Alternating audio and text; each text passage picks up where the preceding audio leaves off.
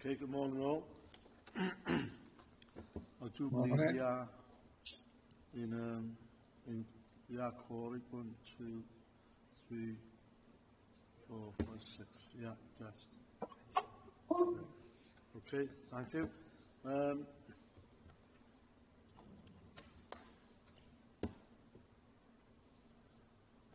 Today's meeting is being filmed for live and subsequent broadcast by the way of the Council's internet site.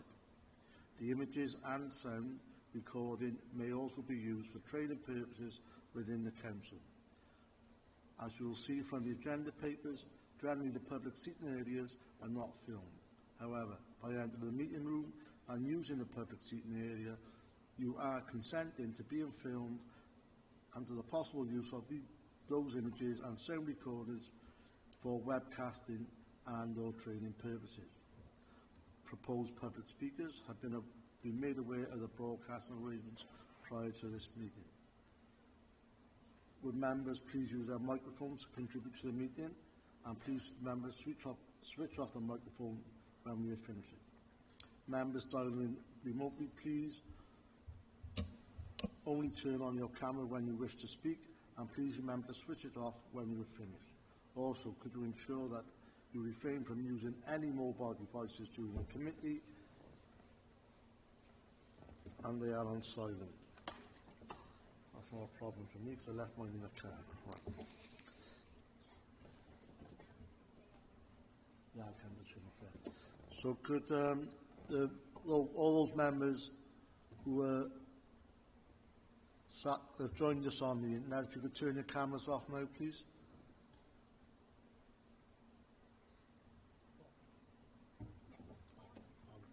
On.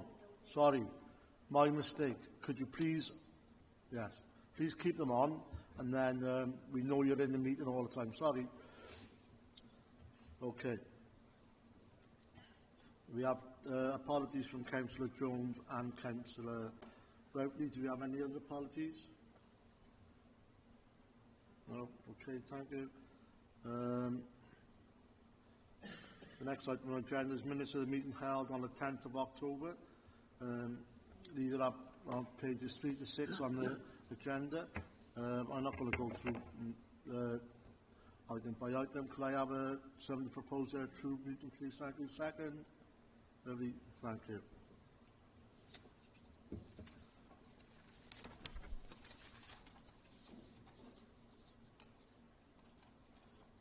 Move on to item number 1, which is page 15 to 32 on the agenda. I was going to do that at the end. Okay. Tap.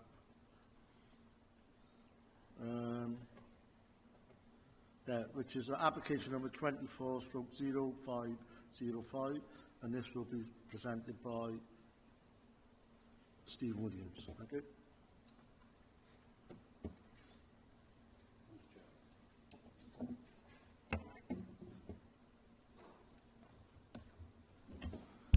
Okay.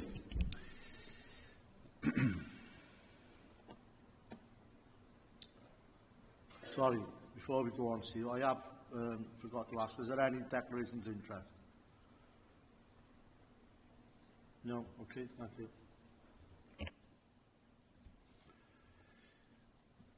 Okay. The site relates to Castleton Baptist Church, which is located on Marshfield Road, close to the A48. The application seeks to change the use of the property, or the ground floor of the property, from offices to a cafe with ancillary storage, preparation area, offices and a staff WC. Application has been called committee by Councillor Screen. So that's just an aerial photograph showing the property. It's this here. So it's a two-storey Grade 2 listed building. Say formerly a Baptist church. And that's what it looks like from the A48. And then from Marshfield Road. And then that's looking down, southwards down Marshfield Road.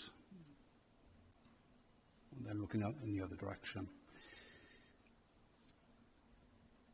So currently, the building has an extant use as offices.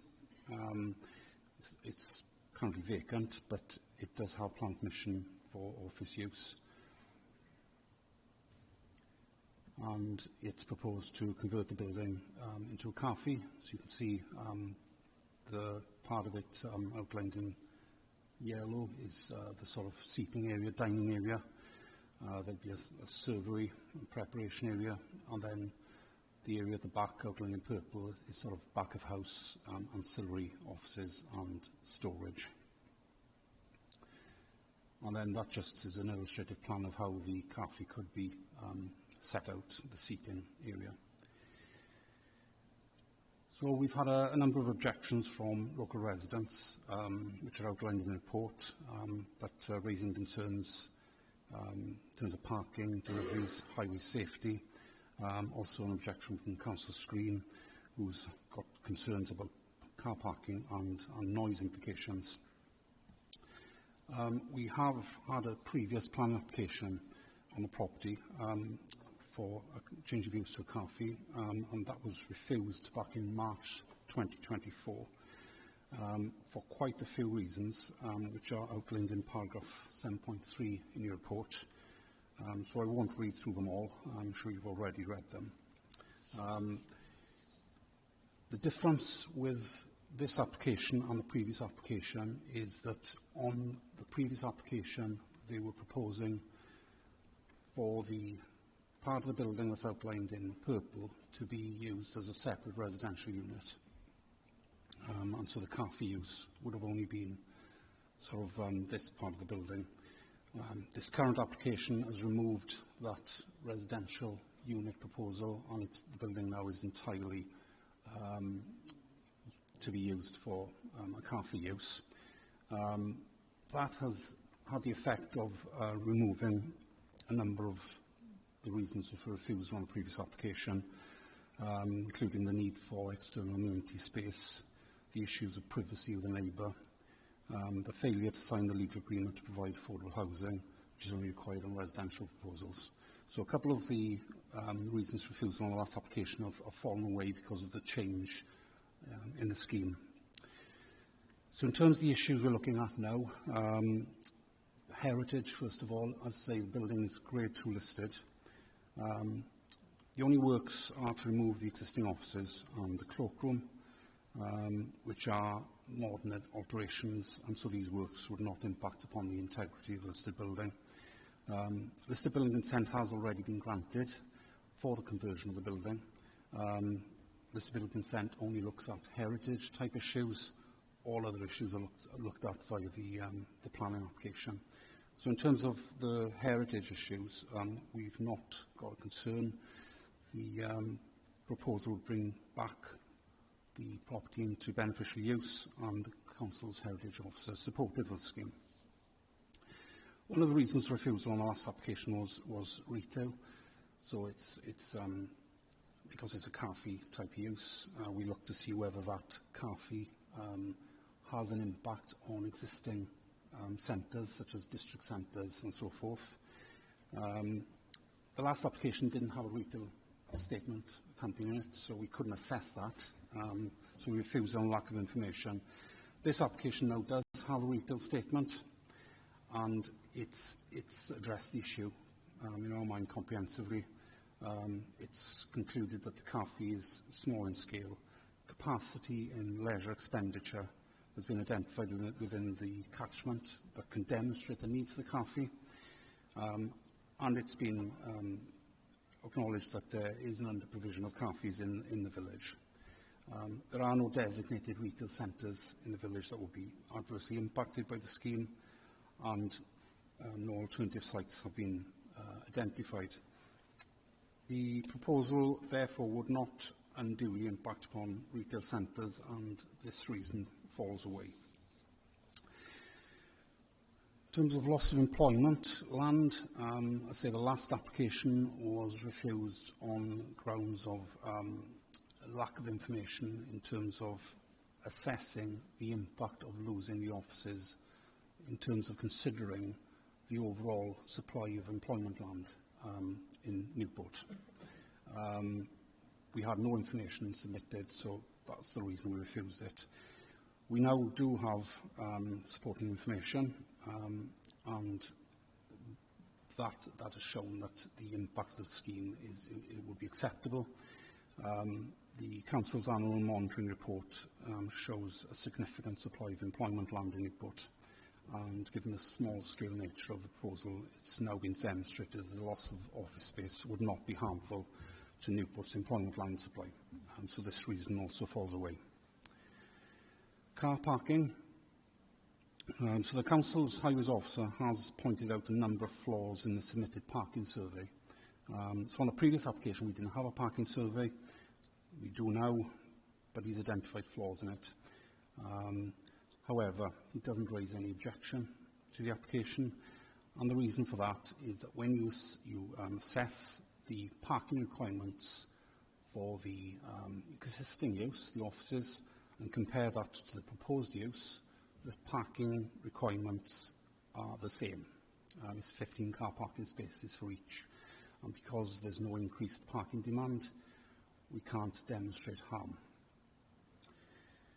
The waste and cycle parking, the Highways Officer has requested information on waste provision and cycle parking. This information hasn't been submitted, but conditions could be imposed to require this information, and so this does not form a reason to refuse the application. So in terms of residential amenity, the site is located within a residential area with residential properties situated around it. The proposed hours of operation are 11 in the morning to 9 o'clock at night, Monday to Saturday, which is considered reasonable. A number of residents and Councillor Screen have expressed concerns about noise. The Council's Environmental Health Officer has raised no objection, subject to conditions. However, the lack of information that we have relating to mechanical extraction is an issue. This has been requested by Environmental Health, but Environmental Health have stated that if the goods being sold and the type of cooking was to take place in accordance with what the agent is saying, then they wouldn't require the fume extraction. The applicant has stated that there would be very limited cooking of the premises with no frying, but heating of food such as paninis and the use of a microwave. So the applicant is asserting that there is no need for mechanical extraction. However, we can't control the type of cooking and the type of goods being sold.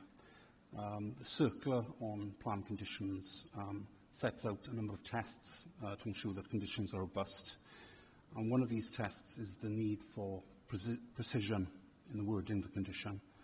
The circular actually points out that it's not reasonable for a plan condition to control the nature of goods being sold. So the proposal is for a car fee, but essentially it would comprise a Class A3 use, so in the future could be used as a restaurant or a takeaway without the need for further planning permission. And those type uses would inevitably cause orders, in our opinion. So to grant planning permission for what it would be an A3 use would mean that the operator could in future request film extraction to deal with any nuisance that might be arising from it, and it would be very difficult for the council at that stage to resist such equipment to be installed. Given that the building is listed, we would be faced with a need to agree a solution to the odour nuisance, despite the fact that it's highly likely that such equipment would impact upon the integrity of the listed building. So we would really need this information up front rather than imposing a plan condition to assess how it could be installed without adversely impacting the integrity of the building. So to conclude, we're recommending the plan permission be refused due to lack of information regarding flue extraction. Thank you, Chair.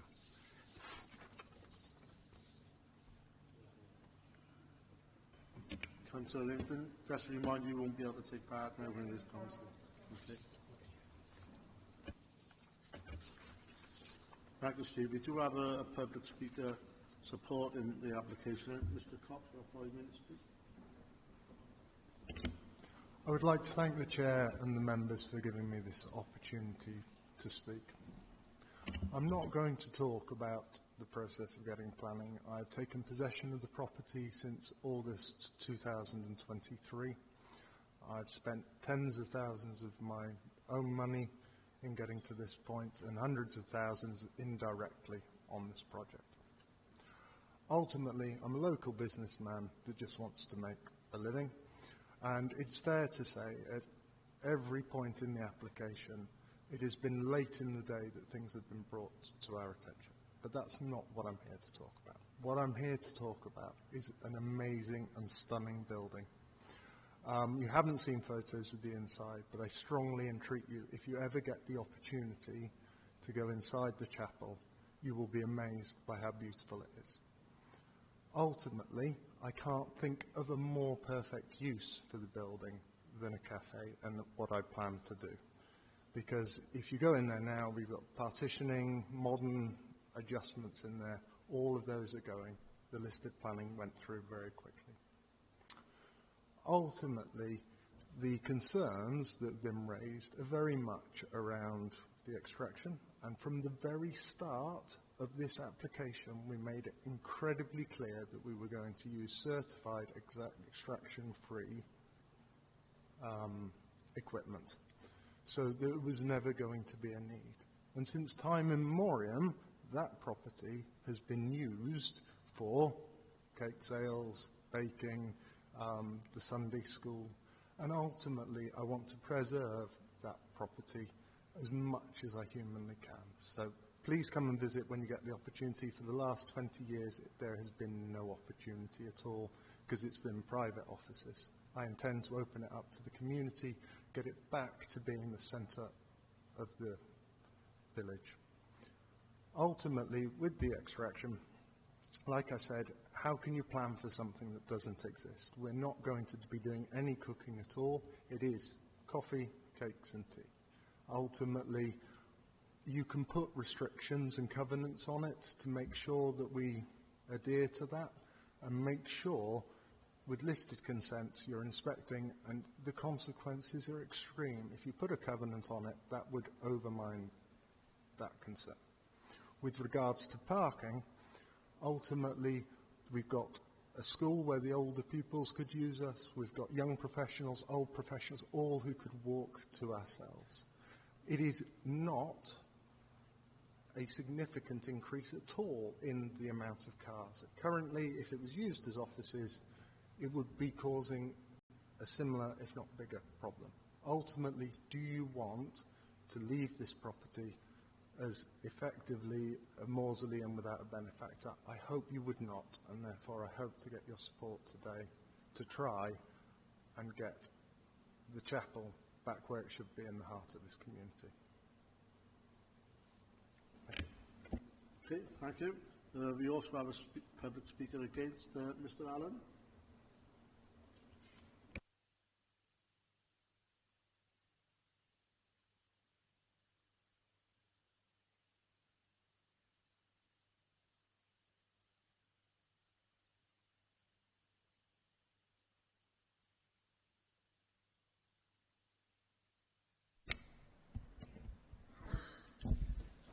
Good morning. My name is Martin Allen. I would like to begin by saying that the chapel is considered to be a cherished landmark building by those of us who live in the area. I have lived close to the chapel at 308 Marsfield Road since the 1st of May 1980, and most of my childhood was spent only a mile away in Coed-Cernyw. I have a deep affection for the chapel. I was married there, in fact. Its beautiful architecture merits sympathetic restoration. However, I do not believe the current application is appropriate for the area, and I have submitted objections along with my neighbours, as the proposals will be detrimental to Castleton, particularly on the grounds of pedestrian and road safety. The junction of the unnamed road in front of the chapel, Marshfield Road, and the A48 is dangerous because the unnamed road and the A48 are only about 8 metres apart when you take into account the parked cars on the unnamed road. traffic turning from the A48 cannot see vehicles or pedestrians coming out of the unnamed road until they are on top of them, as the accident statistics confirm. Car parking and servicing of the cafe has been dealt with in a somewhat superficial fashion in the application. A brief survey of the unnamed road on the 4th of November at 11 a.m. showed 4 vehicles parked there, leaving at best 6 unoccupied spaces. The applicant has identified a need for 15 spaces. However, if the cafe provides for 60 covers, as indicated by the applicant, then 15 spaces will not be adequate. In addition, there is no indication as to how and where the cafe might be serviced, although any solution is bound to limit the parking available in the unnamed road. Their proposition that additional parking spaces can be met by parking on Marshfield Road is nonsensical. The road is extremely busy, is only single lane in each direction, and any on-road parking will lead to traffic hold-ups and pavement parking, which is hazardous for pedestrians.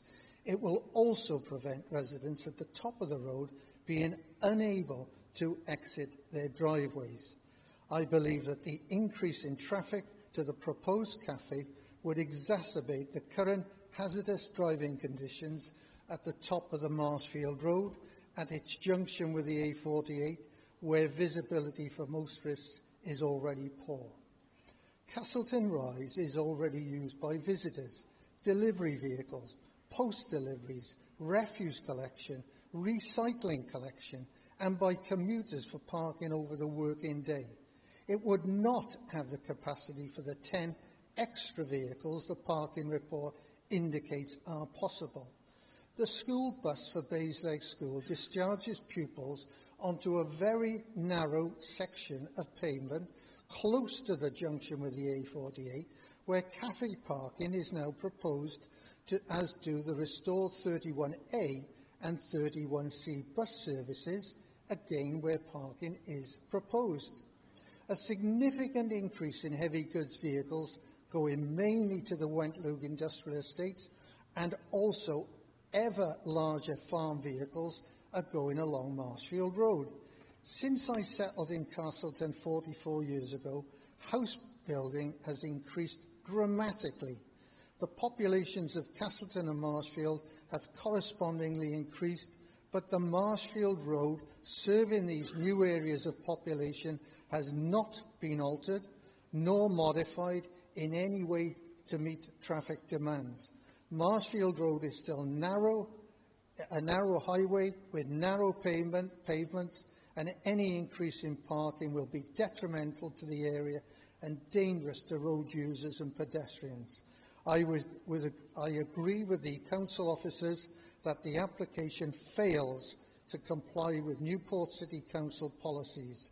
They concern the very issues we have objected to: highway safety and pedestrian safety, extra traffic exceeding the capacity of the highway network, and there should be no unacceptable effect on the local residents with extra traffic.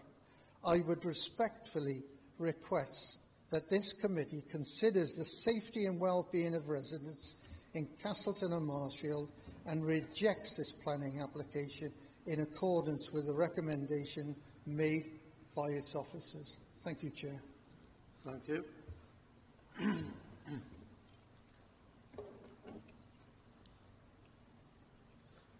Okay, I'll now open the floor to questions from the committee. Any questions, please? Councillor Reynolds. Thanks, Chair. I can sort of see this from both points of view, to be honest. I mean, looking at the report, I mean, out of 21 neighbours that were consulted, you've got objections from 19. I mean, that can't be ignored. But then when you look through the objections, I've got to be honest, the thing that strikes me with a lot of them is that a lot of those objections are things that would be there anyway, with or without this proposed cafe. The use of farm vehicles, just looking through the list now.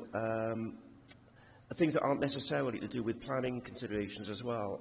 Concerns over the use expanding from a cafe.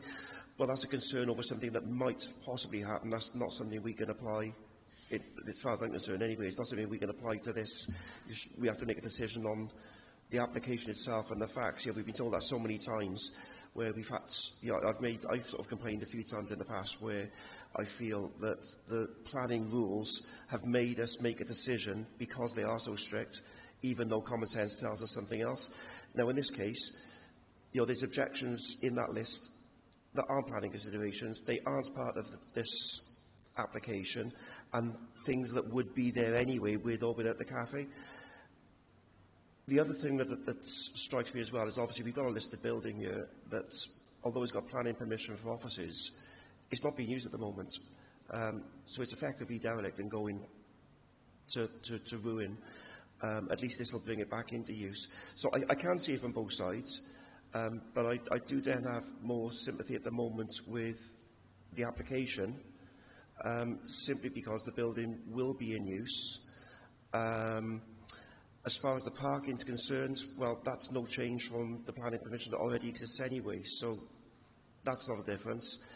And I don't see how we can make a decision based on what might happen in the future. I mean, the same thing goes really for the extraction. The applicant has made, what's the word I'm looking for? So, not concessions exactly, but he's made promises that only certain foods will be sold. Now, I don't see how we can refuse something based on the fact that he might change his mind. Surely we can only base it on what we've got in front of us. That would be my thoughts on that. Thank you, Chair.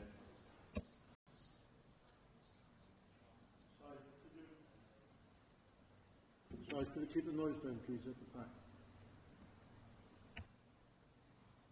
Councillor Harden. Just before I speak, am I okay to speak on this matter? I have nothing to do with it, nothing whatsoever, but with my business, am I okay to speak? I just wanted to clarify that first. Yes, by all means. Okay, then in that case, I'll speak with some expertise on this matter then. Being an owner of establishment which is quite similar, I was the first to bring a restaurant, a cafe, a coffee shop, call it what you will, to a residential area where there was no parking, and I have 50 covers. So from what I can see, the business is going to be situated around a lot of what we call in the industry chimney pots, so a lot of houses, so a lot of the people that would be using it would be walking to the location. There may well be some concern of picking up traffic from vehicles moving past. And when I say traffic, I mean people that are driving past. If the establishment becomes well known and well used, so there could be some argument around the parking issue. However, that is very dependent on quite a number of factors which are completely outside of the scope of what we're talking about at the moment. Those are all about business and generating desire for people to go there. With regards to the extraction system, the applicant is absolutely correct in what they're saying. There is so much kit out there now which does not require any extraction systems because it's all built into the equipment. So there's for me, and knowing the industry, knowing the trade, there is no requirement for a coffee shop, a small cafe, to have an extraction system anymore. The industry has recognised that, and there is kit out there which takes away all that requirement.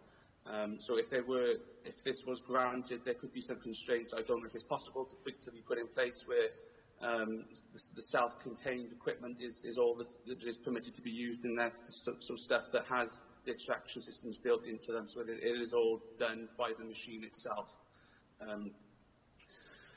And ultimately, the guy is putting forward the use of a building which isn't being used. We know there's a glut of office space within Newport and the surrounding area, which isn't being occupied at the moment.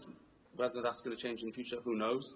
But ultimately, the true test is the residents. If the residents don't want this to be there, it won't be there for very long. They're the ones who are going to be putting the money in the till. If they don't put the money in the till, the business won't sustain itself. So ultimately, the guy's taking, from my perspective, the guy's taking a gamble. Hats off to him for doing that. We're not in the best trading world at the moment. But I personally, some of the objections, with my understanding of my expertise in the business, in the trade, they don't really stand up. Because that's not how it works. That's not how this industry works. So that's just what I would like to add. Thank you. Okay, thank you. Councillor Howells. Thanks, Chair. Yeah, I'm grateful for Councillor Horton's comments, being an expert in this area. I concur with really everything that Councillor Reynolds said.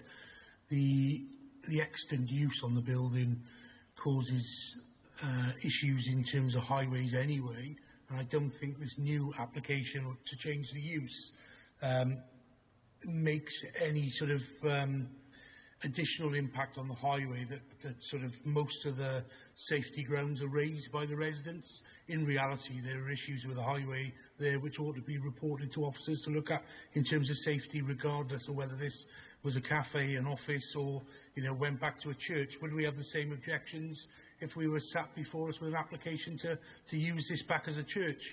How many people would be there at weddings and funerals and christenings and all the rest of it? A damn sight more cars than you probably get on a 50-cover cafe. So for me, this is a little bit of not on my doorstep approach, to be honest with you, and I support the application, and I would recommend that we approve it. Councillor Watkins.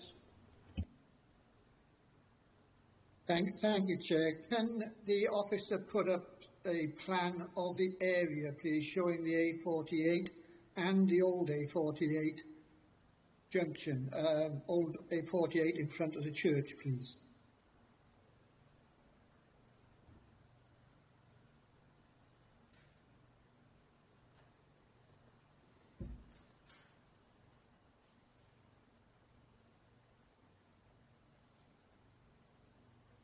Okay.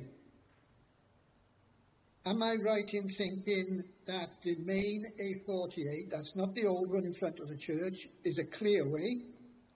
And if so, is it a 50-mile-an-hour speed limit along there, please?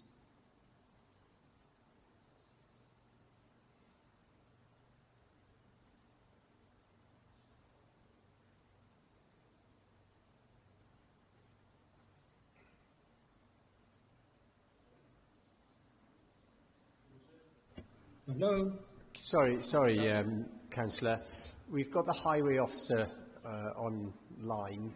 So, Kevin, can you answer that query, please?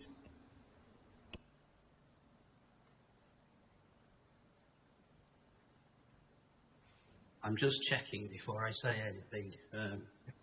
I've got it up on screen and I'm having a look. Sure, it's 50. 40.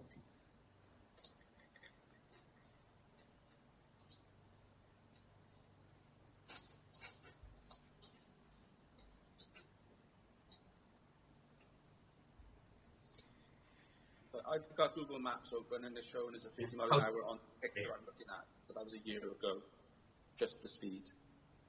Yeah, it is posted as a 50 speed limit. Okay, and is it a clearway? I believe the whole length of Cardiff, Cardiff Road is clearway. Yeah, there's no provision for parking there. That wouldn't be right. Right. I do have concerns in regards to highway concerns. We've got vehicles coming off there at 50 miles an hour, and that junction is very difficult to see coming out from the church, from the Baptist church. The other thing is, on that particular section of highway, we've had some very serious accidents, and I believe in some case, fatalities. So I am really concerned in regards to Highways comments in regards to that. In regards to the parking, I do have concerns if we have that many objections from residents within the area. Where is the business going to come from? And that then looks at possibly passing trade. And I am concerned about that. Another issue in regards to parking and servicing the property, where is the commercial vehicle going to take its load off to give to the church? Any deliveries which are going to the church are going to have to park on that old, what I call the old A48. So I do have concerns about that, and there has to be, if it is granted or if members are mindful to grant the application, then I think there should be some sort of condition in regards to the times to servicing the Baptist Church Cafe. But as I say, my main issue is people or customers exiting from that old A48 onto the new 48, which is a clear way. That's vehicles travelling at 50 miles an hour along there, both directions. I think that is very unsafe. Although some people do it at the moment, and they could do it and did do it more than likely when it was an office, I do have concerns in regards to highway safeties there. And also, I believe complaints to highways have been numerous occasions in regards to parking along Marshfield Road, especially down by the school. So I do have real concerns about that, and I think I am going to support the officer's recommendations on those grounds. Thank you, Chair. Thank you, Councillor Watkins. Councillor Jordan. Yeah, thanks, Chair. Yeah, I agree with quite a few of the points that everybody's made today. I've also actually been inside that building when it was offices, and it's absolutely fantastic to see. You know, it was really nice inside, you know, and I can experience it like I've been in it. But I am sort of swaying towards the granted. But with the officers, would then, if we actually granted the application, would they put, like the applicant said, there's a covenant on it, where you cannot have any external fans outside the buildings?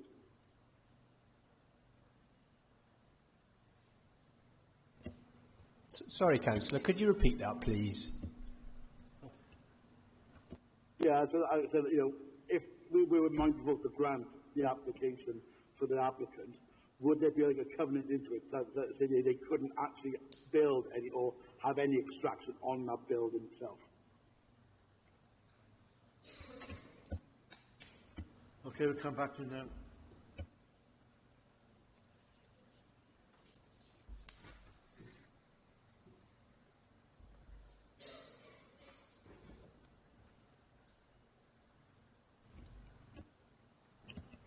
Councillor, we couldn't put a condition on that they couldn't apply for an application for extraction. The problem we've got with this application is because it's a listed building. Obviously, any equipment would need to be very sensitively sited. We'd have to consider the visual impact of it, as well as the impact in terms of noise and odour abatement. So, in normal circumstances, we think we can condition these things. In this one, we need the information up front. And obviously, the applicant's advising they don't think it's required. What we're looking at here is an A3 building. A3 is a wide use class. We don't think we can restrict the use from a planning perspective that would limit and ensure that they use specific equipment internally, or that it doesn't change in the future to another A3 use that causes issues for neighbours, that we're then left stuck with a situation where something has to be bolted onto this listed building that is visually unacceptable in terms of impact on the listed building itself. So this is where we're coming from. We struggle to see how we can control the use using planning conditions. Thank you, Chair. Councillor Jordan, you happy with that? Want to come back? That's fine, thanks, Chair. Councillor Horden. Thanks, Chair. Am I right in thinking that in the future the A48 is under the Burns Port is going to be changed and adapted to a more pedestrian-friendly and cycle-type route?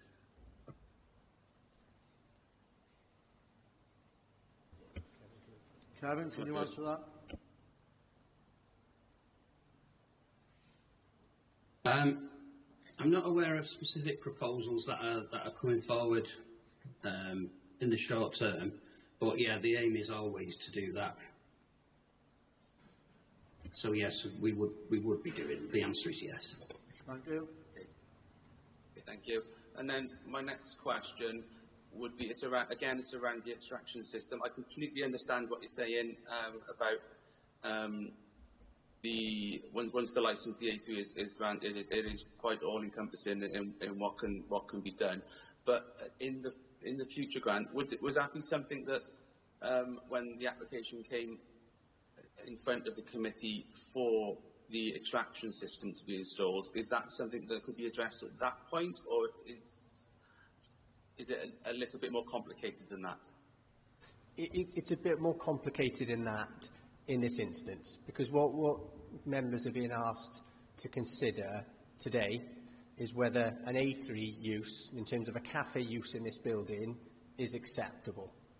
And a cafe is obviously, there's a lot of different interpretations of what a cafe is. So even if we just try to restrict what a cafe is, that doesn't mean it doesn't need extraction, wouldn't need extraction. And we, from a planning perspective, would have no control over that going forward. If members approve this in a manner that doesn't have extraction today, then we have no planning control at any point. Now, our environmental health team might raise it as an issue, and therein they're advised that to continue trading, they need mechanical extraction. We're then, as an authority, in a very difficult position because we've said this use is acceptable, but we don't have what we would normally consider to be part and parcel of that use in terms of a fume odour extraction system. We're left with a very difficult situation on a very sensitive building in heritage terms. So the use of the building, as I said, you'll note in the report, we give its reuse significant weight. It is important. We don't want to see this building fall into disrepair by any means. But we are concerned that we're granting a cafe use here. We've looked at potentially what conditions we could impose in terms of what is sold, what's not sold. It's very difficult to come up with a condition that ensures there's going to be no impact on residential amenity as a result of odour and noise from any equipment being used. Yeah, I completely understand that if the business is sold in the future, that the incoming business could say, well, actually, I want to do X, Y, and Z. And so there is no way that this could be addressed at the application. So once this is, if we grant the A3 licence, that then automatically allows the extraction system to be installed. Is that correct? There's no extraction equipment proposed. This is our concern. No. Yeah, that's what I completely understand that. So there's nothing proposed at this moment in time. However, if the licence is granted for A3, at a given point in the future, they could then just do that, and they could just install it anyway, or they have to come back for an application to do that? No, they'd need planning permission and listed building consent for that. But right, the problem we are... Then the whole point of my question is then, could we not address the extraction at that point when the application has to come back through for the installation? Well, what we're saying is we're granting an A3 use here that we'd have no future planning control over. So we are then left with an issue if colleagues say they need extraction because it's causing nuisance. We are left with a solution we've granted a land use planning use that goes on for ever and ever effectively until someone tries to change it. We might be stuck with having to accept something bolted on, something that could be completely unacceptable visually in terms of the impact on the listed building. But why would we have to accept that? Because if we weren't to, we've got the one hand, someone goes in, we've talked, members have expressed themselves, local residents can vote on their feet. You know, as I said, if this business changed hands at any point, someone else implemented this permission, as a cafe, they could do what they want. They could open windows, start frying food. We, from a planning perspective, have no control of that. It's causing residential amenity issues. Environmental Health say you've got to continue that. You've got to do X, Y and Z to make this now acceptable. From a planning perspective, we're saying you can't do that. They've got a land planning use that they can't do anything with because it's causing a problem elsewhere. Or we are stuck with having to say whatever is proposed, and I don't know what that could be. It might be minimal interventions. Often you need the flue a certain height above the roof, and depending on dispersion, wind, proximity to neighbours, we could be left with something that we're not happy with, but it's the only solution available, or they can't implement the use we're considering today. Okay, no, thank you. Councillor Watkins. Thank you, Chair. Just a point of information. Am I correct in thinking that Welsh Government are proposing to do a tramway system from Newport to Cardiff? That's a bus lane from the whole length, with a cycle lane in both directions as well. So that will narrow down the A48 again.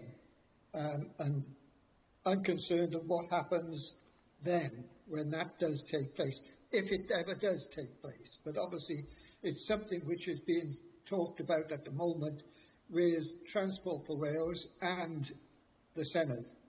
Thank you, Chair. Kevin, if you have any info on that? I don't have any specific information on it, to be honest with you. It's not something that's got as far as me. I'm at the planning stage, so at the much later stage, so I don't have any information on it. While I'm talking though, would it help if I share my screen, because I've got the crash mark data, because there seems to be a lot of concerns about collisions in this area on the A48.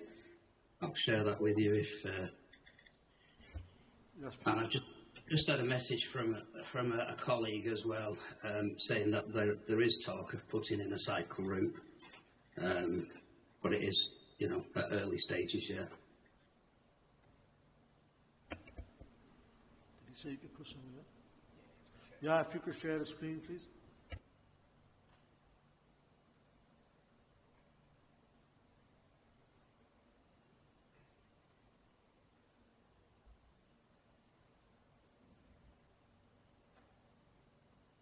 That's the area that you're talking about. So that's what we'd normally look at for the purposes of planning. That's the last 5 years. Obviously, there's a certain amount of randomness about collisions. So we look at 5 years typically. This is based on police data of people being injured.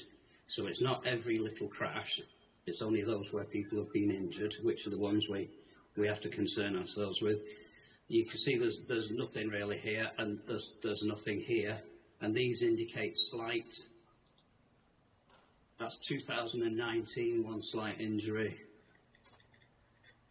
Sorry, get that. It's one in 2020. Oh, where's it gone? One in 2021. But as you can see, this is traffic merging over here. It's not really relevant to the church. And it's not something that changing it from an office to a cafe is going to impact.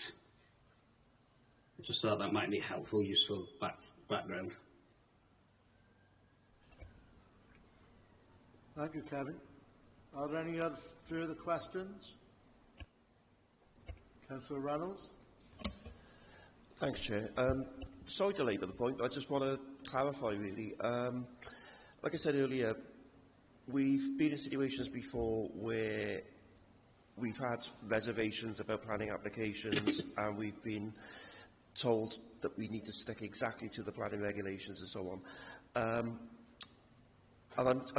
I just want to clarify here, the main objection seems to be related to what might happen in the future rather than what's in front of us right now. So I just want to clarify where we stand on that from a legal point of view. And the second thing is, if we try to impose a condition, I know you said it's difficult, but a condition regarding if they did change what they were cooking and the methods they used, so they needed extraction, is it impossible or against the rules to impose a condition of that nature, or is it just difficult? I just want to clarify whether it's something that can be done with difficulty or something that we just can't do. So, in terms of the first question, what's in front of us, we are considering the application for a cafe today. As you'll know, planning permission runs with the land. It doesn't mean that the applicant is going to open up this cafe. It could be anyone. It could be any use within an A3 use, if that's what we grant today. So this is what we've got to consider. And the way we do this, even if we granted a personal permission to the applicant, they could decide to do something different tomorrow. We'd have no control over that from a planning perspective. This is why we look at land use planning. It's an A3 hot food, restaurant, cafe, bar. That's the use class we're considering in planning terms. So yes, we look at what the applicant's proposing, and sometimes an applicant can propose things that we could condition to overcome our concerns. What we're saying in this instance, we can't. So to attach a condition, it's got to meet 6 tests. It's got to be precise, reasonable, enforceable. What we're struggling with here is if we try and condition a range of goods, whatever that might be, any difference from that means that they're not complying with that condition. We get a query from enforcement. You know, we're coming up to Christmas. If someone starts doing a turkey baguette, for example, that's never been considered before, is not on the list, someone can complain about that. So we've got to be really careful in conditions in terms of that they mitigate harm and they're enforceable. And even saying, I will only use a panini maker or a microwave. Well, as I said, what's the difference then between using a toaster from a planning perspective? We've granted an A3 use, so we are going to struggle to... We've looked at whether we could attach a suitable condition. We don't think we can. That mitigates the harm and ensures there's no impact on residents. I do sort of get that. I understand with the A3 application, if we granted that, that is sort of all-encompassing. I'm still a little bit dubious about the idea of the condition. I understand that you can't limit the range of goods, but would it be possible to limit the methods of cooking, for example? So, you know, they wouldn't be allowed to deep fat fry or something of that nature, so that you're not limiting the goods, but at least you're limiting the way that they can cook their goods. Potentially, but as we all know, things change in terms of how you can cook. You can microwave fish, for example, and anyone who works in a staff area will know that will leave a smell. So it's really, really difficult to say what items they can and can't use to cook, heat, whatever you want to, without causing problems for the applicant going forward in terms of what they can do. Residents, if they start complaining, we've got to go in on any day and see what is being cooked, not cooked, and how. So we couldn't just say no deep fat frying, because that doesn't mitigate the harm potentially from an A3 use of whatever's being cooked in that premises. We really struggle with this one. As I said, there's a lot of merit to it. I can see that, officers can see that. It's the concern of we'd be granting an A3 use that is unrestricted or we can't enforce going forward. That is our concern. We can't come up with a condition that offsets concerns that we have in terms of the potential for residential amenity impacts in terms of odour, principally. Councillor Watkins. Thank you, Chair. I'd like to thank Kevin Jackson, the Transport and Development Engineer, and bringing that information, that data in regards to the accidents. And it really emphasises the concerns which I have in regards to that junction. Okay, there hasn't been fatalities at that junction, but just a little bit further along the road towards Cardiff, there was a fatality.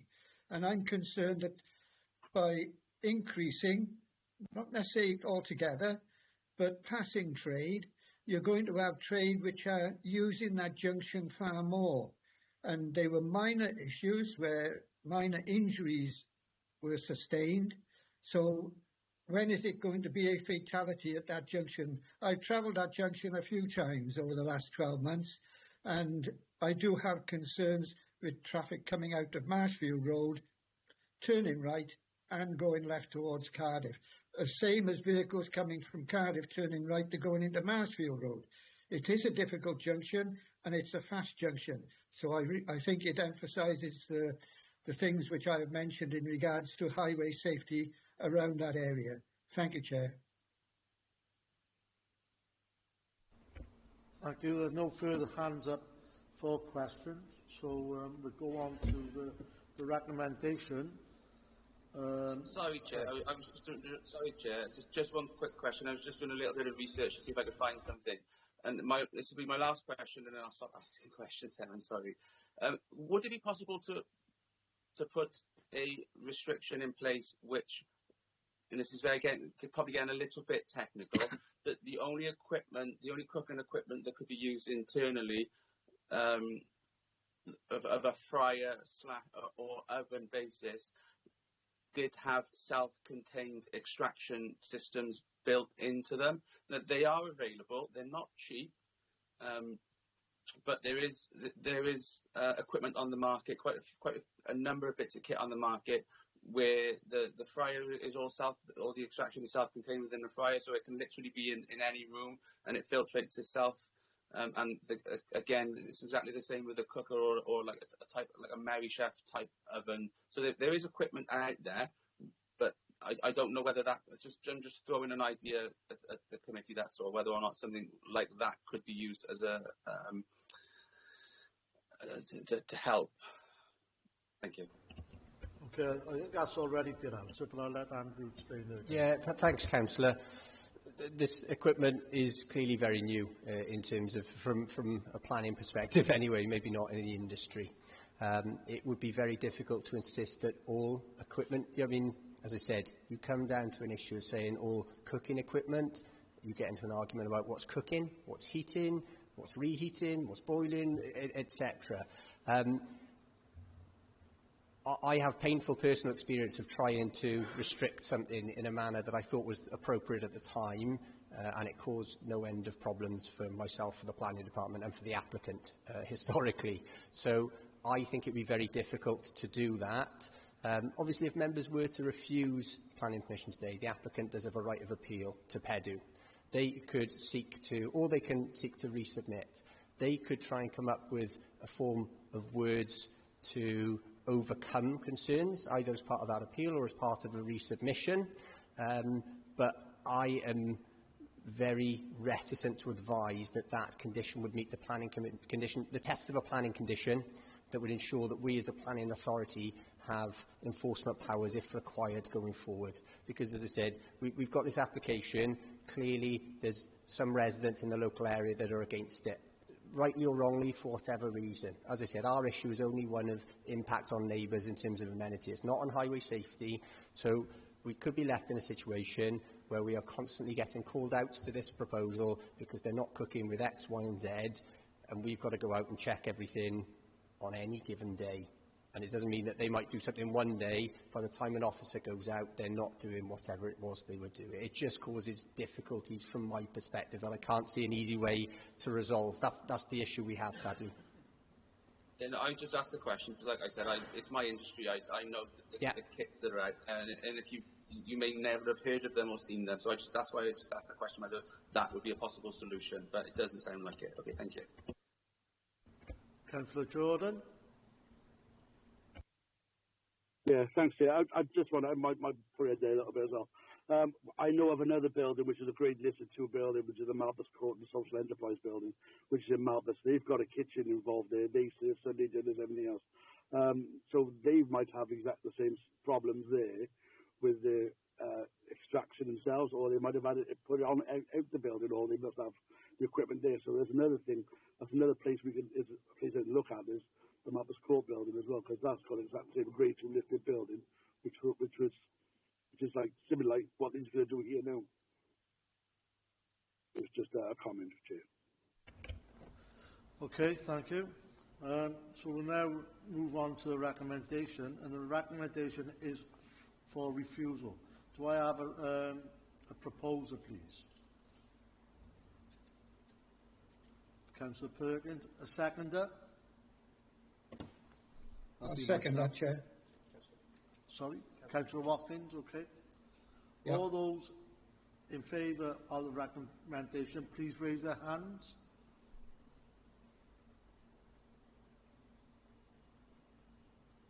So that's 1, 2, 3, 4, 5 for the recommendation. And those in against?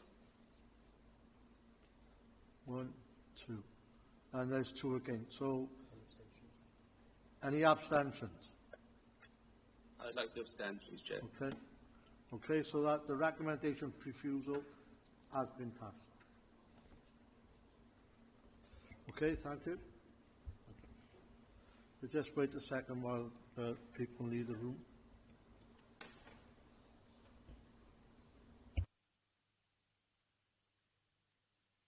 We got 279. 279. Chair, in terms of the next application, Chair, I need to declare an interest because I've come across some involvement in my day role, so I'm going to step out of the meeting at this stage, if that's okay.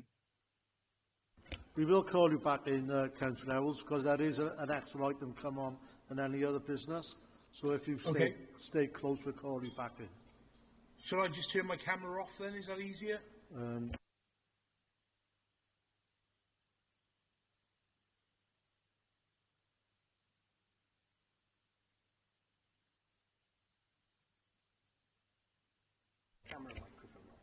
If you turn your camera and microphone off, Councillor Owls, it does show that you're not taking part in the meeting. Yeah, no problem. Thanks, Chair.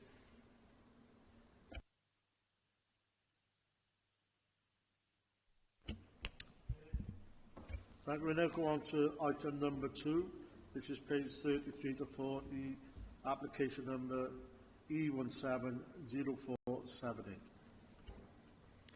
Hi, this relates to a planning enforcement case. Provide a bit of background first. Essentially, the site has been severely tipped. There's 2 enforcement notices here. Sorry. Oh, it's not. Okay, apologies for that. Is that better?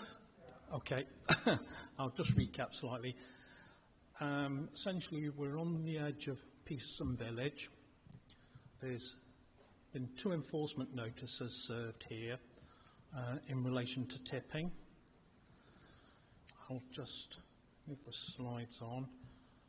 There was a previous prosecution here, and you can see that is, you've got Willowdean at the end there where my cursor is, and you can see the tipping running along here to the rear of these houses, basically on the southern side of the Reen. As I say, notice was served then in relation to that tipping and prosecuted. And then there was a second batch of tipping which occurred in around 2018. So further notices served. In 2021, in the middle of COVID, essentially this site was being tipped. There is, I'll have to separate it. I'm probably going to go forward a slide. Right, here you go. You see where my cursor is here? Going round. That actually forms a separate parcel of land, and as you can see, has been cleared. However, this area has tipped and been led to believe that there's in excess of 8,000 tonnes of mixed waste here. Some of it's soil, but plastic, car tyres, there was burning on site. And to the extent that this area is about 1.5 metres above natural in terms of the tip material. We commenced prosecution proceedings in December 2023. It's taken this long because we've been working with the courts in basically asking for an adjournment and keep pushing this case forward. This photograph isn't particularly representative, so I'll move forward slightly. Now that's the view eastwards towards Newport. You can see there that the ground level is raised, but there's also quite a bit of contamination in here in terms of hardcore and waste. And if I scroll to the next slide, which is the view westwards, you can see the intervening area. See the close post and rail fencing in the midground? In between that, let's say the foreground, that area has largely been cleared now. And I think, so I'm going to have to go back and forth a little bit. That's this area here. So that has largely been cleared. You can see there the debris and waste that's coming out of the site. And post and rail fence gives you an idea height of it. On the left-hand side there where my cursor is, yeah, it does peter out and it's getting down to around 200 mil. Obviously where they're standing, scaling it, it's probably around 600 there. There has been some updates. It's been very fast moving in this case. So though I took these photographs about a fortnight ago, I've been advised on site that further clearance has taken place and they've removed a lot of waste and they've brought it down to the 200 mil mark. However, I've not seen that because, as I say, I literally only had notification of that on Tuesday, so I've not had a chance to arrange a meeting to go on site. I just scroll forward. So just a quick recap in terms of the date. The court is aware of this because essentially, excuse me, if you'd gone for a prosecution straight, they would have been convicted by now, had a fine, but we would have been left with the material there. And say approximately 8,000 tonnes has been removed. The owner of the site has had to sell properties basically to get it cleared. And we're looking, as I say, I've heard various figures, but I'd say certainly in excess of 100,000 so far has been spent on clearing the site. So just quickly recap through what I'm basically bringing to committee now is an argument that it wouldn't be expedient for the authority to pursue further. I will go to the end slide shortly. If the level is reduced to no more than 200 mil above the original ground level and it's uncontaminated, and they pay the authorities costs. And so that's key because obviously we have incurred costs here and we would want to recover those. If I just go through, it's pending for the Magistrates' Court on the 19th of December, so we've got several weeks. My understanding is that it's just about done now, but I need to make a site visit to confirm that. The courts adjourned it last time basically so I could bring this to committee so we could make a corporate decision on this, because essentially what we'd be saying is not that the notice has been complied with, we're saying it hasn't been complied with, but it's not expedient to pursue further. So that is a set, in effect, there is no harm 200 mil, as I say, it's not a significant amount. As I say, contamination would have to go because the site is surrounded by a REAN system, which is a triple SI. We've got public views of the site from the seawall. Height, I don't think will be an issue. As I say, if it's levelled out to below that, contamination, yes, that is a problem. The court wanted me to make or bring representations from the owner of the site, because obviously we're currently pursuing it. I have anonymised these. As I say, some of the issues they flagged aren't relevant in that they're not planning issues, but the solicitors wanted me to raise these two committees. So if I quickly go through them. Essentially, point one, it was a result of fly tipping. That is true in part. However, he is the owner and he's responsible for the upkeep of that land. And as you could see when I was going through the narrative earlier, there was earlier phases of tipping. The tipping adjacent to Tonnop Hill Farm, which, excuse me, I'll quickly go back to. It's called, confusingly, it's called Wyvern House, which is this property here. And there seemed to be at one point accessing the land and there was tipping involved there. However, they were also accessing it from its own route through from the B4239. But yes, there did seem to be some tipping by a third party here. However, the tipping in this area, yeah, that was another matter altogether. Right. Okay. The other thing which isn't strictly relevant, the owner was serving a custodial sentence at the time the offences were taking place.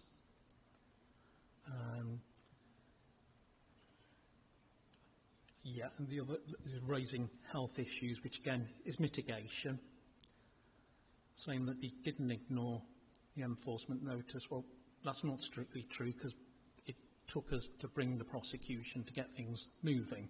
However, once we brought the prosecution, it's fair to say that he has, albeit slowly, been complying with the notice. And again, it's that acknowledgement that you're looking at about 8,000 tonnes of waste. So it was quite significant. If you've seen my report, there's an RW officer standing there, and he's an ex-policeman, and he's about 6'6", and you can see that in places the tipping is almost at head height on him. So it gives you that's not representative of the site as a whole, but in certain areas. Okay, they're saying there that they're going to remove the plastic and waste. They say this is a slight change because when I had my site visit, they felt they'd done enough. But as I said, I was going to bring this to committee, and they seem to have, well, they're taking steps now to undertake the work which I was requiring them to do. Okay, again, there's that assertion there that they're going to remove the waste to the satisfaction of the local authority. And again, they're claiming they've done everything they could reasonably do. Again, it's one of those where it's taken a bit of persuasion, it's fair to say. But we've gone in the right direction. As you can see, those photographs I took in October, there's more to go, but it's a significant improvement on site. And again, they're reiterating the point that it's no longer appropriate for us to pursue the prosecution. We've said that we would withdraw the prosecution as long as there is an agreement to pay our costs and they comply with, as I say, bringing the soil levels down to 200 mil and removing the waste. I think for the costs alone and the time span, it's appropriate to pursue it, but that's what we're looking at, is him making an assurance via his solicitors that our costs will be met. Okay, I've sort of shot over a little bit, but this is what we're aiming for. As I say, strictly speaking, it isn't compliance with the notice, but what it is we're aiming for is it's not in the public interest to pursue further. So, as I said before, clean soil, no more than 200 mil above the natural ground level. There will be a degree of settling, so once it's down to 200 mil, it will settle some more as well. As I say, all waste, including hardcore plastic, metal, rubber. I've seen car tyres were coming out at the last point. That's all got to go. And, oops, sorry, I didn't include a slide, but just to reiterate, there was to pursue costs. So that was basically my recommendation to committee. And I'd say open to any questions that you may have about the case.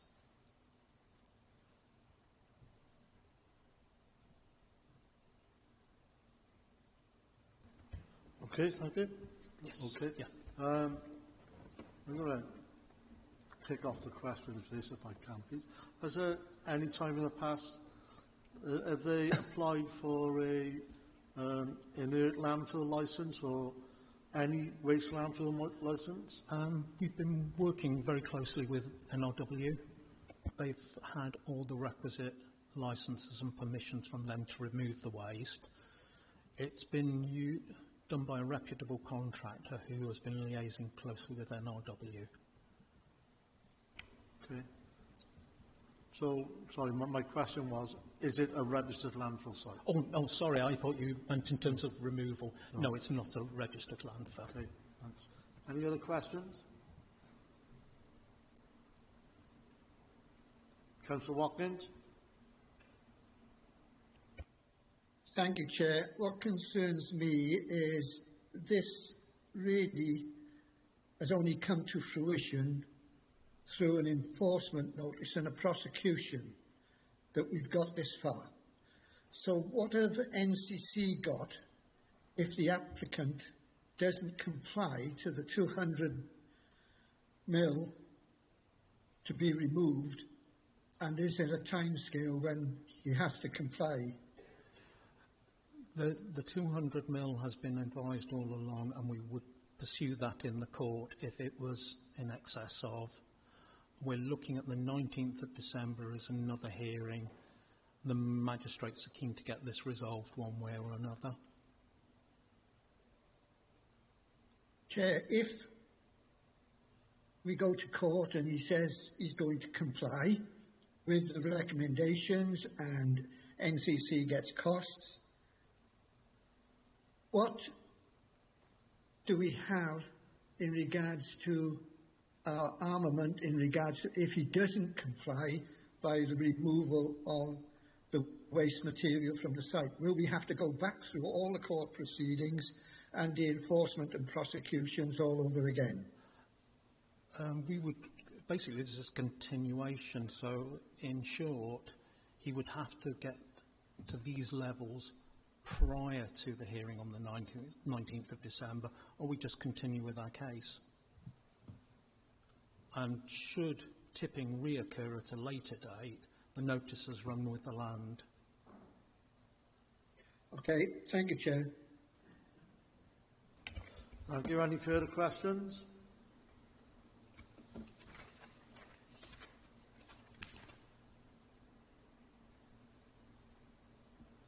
So the recommendation is that we proceed with this. Can I have a proposer, please? Councillor Linton, seconder. Councillor Ranald. All those in favour, please raise their hands. Okay, that's passed unanimously. Thank you. Just one extra thing. Councillor Howells, you can come back in there if you wish.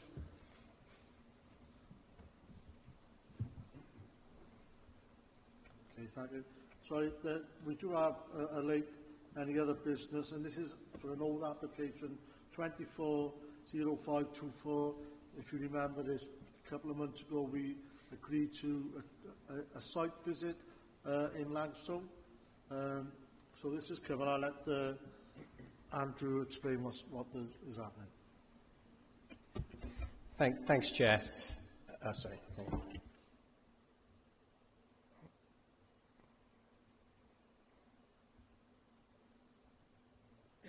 Sorry. Yeah, sorry. I've just joined electronically a minute, just to share a photo with you. You'll remember, members, that you resolved to defer an application for a conversion of an agricultural building to a residential property for a site visit, I think at September Planning Committee, and we subsequently arranged that site visit and then cancelled it because we found the application to be invalid. The applicant appealed that invalid notice and the council's decision was upheld. Effectively, it was invalid. The applicant has now paid that notice and is now valid. So, given where we are, we're going to bring it back to a member's site visit, which will be next Thursday, the 14th of November. The plan is to head up in convoy to the site because there's no easy places to park. So you'll get an invite to this. I just thought it was useful to share a photo of the site with you, just so you're aware in terms of what we're looking at when we get on site. So we'll get up. This is taken from the gate leading to the site. So any members, there are horses on site. I'm going to speak to the agent to try and ensure that those horses are kept away from where members may want to go. But any member who does want to go on site, please be aware this is the condition of the ground, as was last week. So you will need wellies or hiking boots at least, just to be aware of that. So what we'll do, as I said, we'll take members to the site. It'll be to look around, then we'll come back. Given the length of time, I'll probably give a presentation on it to refresh everyone's memory, and then we'll look to determine the application after the Planning Committee site visit. Thank you, members. Councillor Reynolds. The invite to be sent out. Is it? 10 o'clock. Chair, can I give my apologies for that site visit because I'm away? Okay, Councillor Watkins, enjoy. Thank you. Yeah. I can confirm. Can I borrow your wellies then, Trev? Sorry? Can I borrow Trevor's wellies instead? I don't possess them. I can confirm that I have been up and had a look for Red Friday, and it is that muddy, yes. It took me a while to find it as well, but eventually I did. Yeah. Okay, so that concludes the meeting today. Thank you all for attending, and I'll see you next Thursday, 10 o'clock if you're available.